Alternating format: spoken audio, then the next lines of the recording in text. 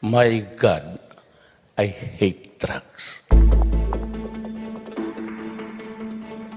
Former President Noynoy Aquino continues to fend off allegations of wrongdoing in his administration's purchase of the controversial Dengvaxia vaccine. This time, he attends the preliminary investigation at the Justice Department. In this report, our senior correspondent Cecil Ardizabal tells us Aquino also took a swipe at President Duterte. Former President Noynoy Aquino submits his voluminous counter-affidavit on the criminal complaint by some groups, including the Volunteers Against Crime and Corruption, in connection with the Dengvaxia vaccine. Former Budget Secretary Butch Abad, former Health Secretary Janet Garin, and other respondents were also at the preliminary investigation at the Justice Department. Amid the reported number of deaths allegedly due to Dengvaxia and the hysteria among parents, Aquino says he stands by the procurement of the vaccine in 2016, given what they knew at that point in time. To this day, wala pang nagpapakita na ang Dengvaxia ay nakakamatay. In his defense, Aquino says dengue cases rose by 1,400% at the time, and officials got recommendations from the World Health Organization on battling dengue. Aquino stresses there was no irregularity in the purchase of Dengvaxia and no evidence by experts that the vaccine was not safe and effective. He belies he influenced or exerted undue pressure on anyone. He sees politics as a main reason why the issue has become more complicated. Ang daming publicity ng mga nagagawa nito. No? Baka ayaw ko lang kung may connection sa election next year. He has a strong criticism against President Duterte. Perhaps as the father of the nation, as the chief executive, no, there is a sense of anxiety amongst the populace. Part of his job is also to calm the populace and to seek the general welfare. For the former health chief, Garin says there is something wrong in doing autopsy on individuals believed to have died due to Dengvaxia. Sa pag-determine ng causality, kung ito ba ay namatay dahil sa bakuna o hindi, may proseso na sinusunod ng WHO. Hindi po ini-exhume at ino-autopsy ang pasyente. Kinukuhanan lang po ng dugo o yung dugo niya na nasa ospital pa. Garin says they will counter reports of 3 individuals who allegedly died due to Dengvaxia when in fact they were not vaccinated in the first place. The DOJ's preliminary investigation on Dengvaxia resumes on June 22. Aquino also faces charges before the COMELEC and 2 plunder complaints at the Ombudsman on Dengvaxia. Is he contemplating that he might suffer the same fate as that of his party mate Senator Laila de Lima? This is what he has to say. Hindi natin maiwasan mag-isip ng ganun. Cecil Ardizabal, CNN Philippines. Former President Aquino also hits back at President Duterte for blaming him for China's militarization of the Spratly Islands. Who filed the arbitration? Who campaigned amongst ASEAN, the ASEAN countries? Which administration produced the communique or the statements na were critical of all of this building island developing by China? It was during the presidency of Aquino that the Philippines pushed for and largely won the arbitration case at the United Nations Arbitral Tribunal on sovereign rights over the West Philippine Sea. The tribunal also ruled that China's 9-dash line is invalid. Happening today, President Duterte's official visit to South Korea comes to a close. This afternoon, he will attend a business forum hosted by the Korean business community. Mr. Duterte is also the guest of honor at the eMart Philippine Food Festival. He'll also be expected to fly back to Manila tonight.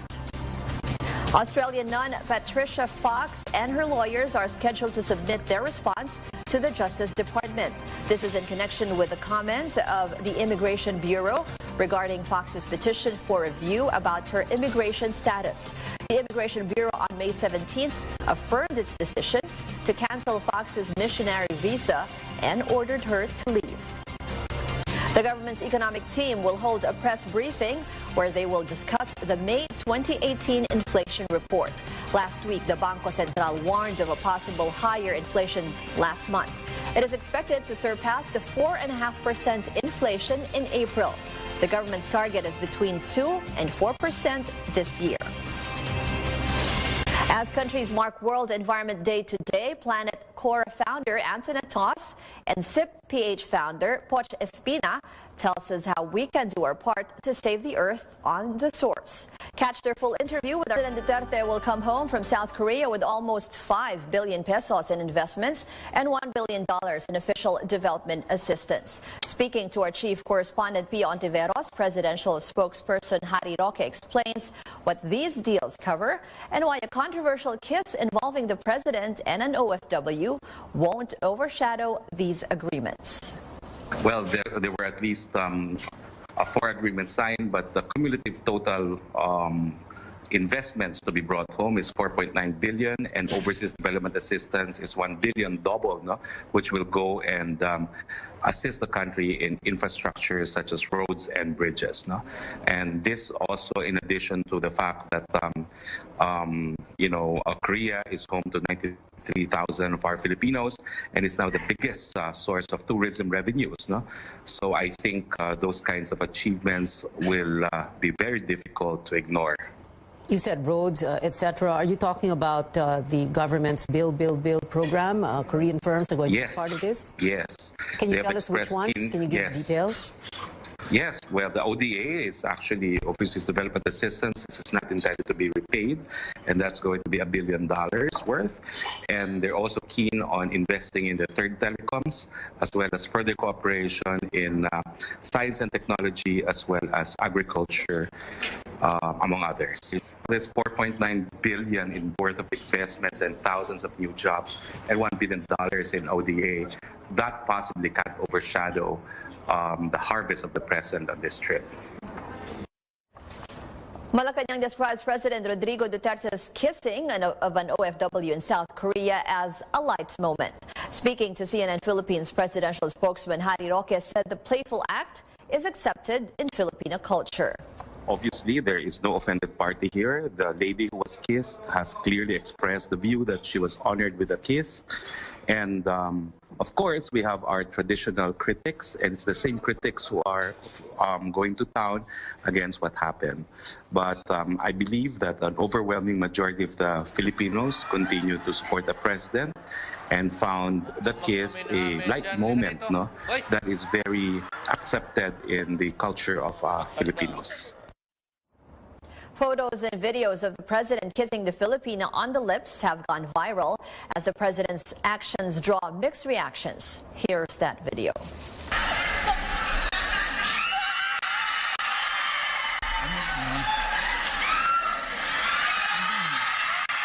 Sabay tayo para mag-vlog.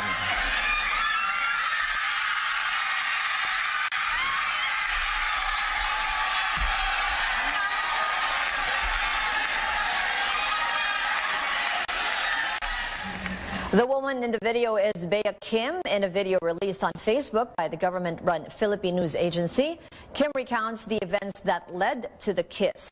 CNN Philippines has put subtitles on a portion of that video where the voice of the interviewer cannot be clearly heard.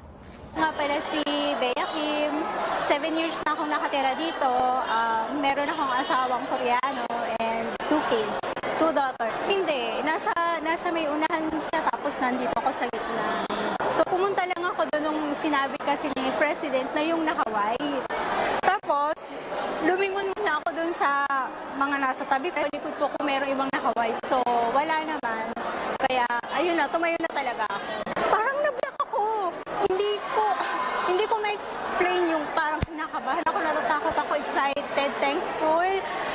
Happy ako kasi parang it's a once in a lifetime experience kasi yun, di ba? Kahit nasa Pilipinas ka, parang suntok sa buwan na makita mo nang malapitan talaga yung president. Totoo yun, totoo yun. Kayo magpapatunay na walang mali siya yun? Wala. Oo, wala. Walang mali siya yun. Si president nagsabi na tinanong niya ako kung single ka ba o married. Sinabi ko, married po ako sa Koreano. Meron po akong 2 anak. Tapos, yun. Parang ginawa lang namin ng yung kiss, parang twist lang yung pampakilig sa mga audience. Walang ibig sabihin yun. Promise, walang ibig sabihin. have a lot in store for our viewers in the next half hour. Of course, the president will be returning home tonight from his visit to South Korea. We're talking about nearly 5 billion pesos in investments. But of course, there was also this viral issue with him kissing an OFW there. Malacanang is saying it's just a light moment. So let's not let it not overshadow the investments from South Korea. That's right. The real reason why he went to South Korea. Okay, well, back to school, and what's on everybody's minds, kids and parents alike, is baon. What can I actually prepare for my kids and has to be healthy and something that they would want to eat as well? So we have a guest that will shed some light on this difficult topic for us. You know, this is good because I remember back in the day, my mom would prepare baon and then I wouldn't like it. Sayang lang yung baon mo. But what they do now, they trade baons. What's your baon? Right. Nagtatrade sila, that's right. And earlier we were watching at how awesome technology now is nowadays. The Apple augmented reality, right? When you see it sa screen mo, it's just I don't know how to explain it, but it's like just unbelievable. Like it's just cool. And then we got 3D. 3D, it's like just, biglang may gaganon na building. Yeah, well, my son was like, oh wow, I want that. I want that new phone. Again, stick around. We have more stories coming up. You're watching New Day on CNN Philippines.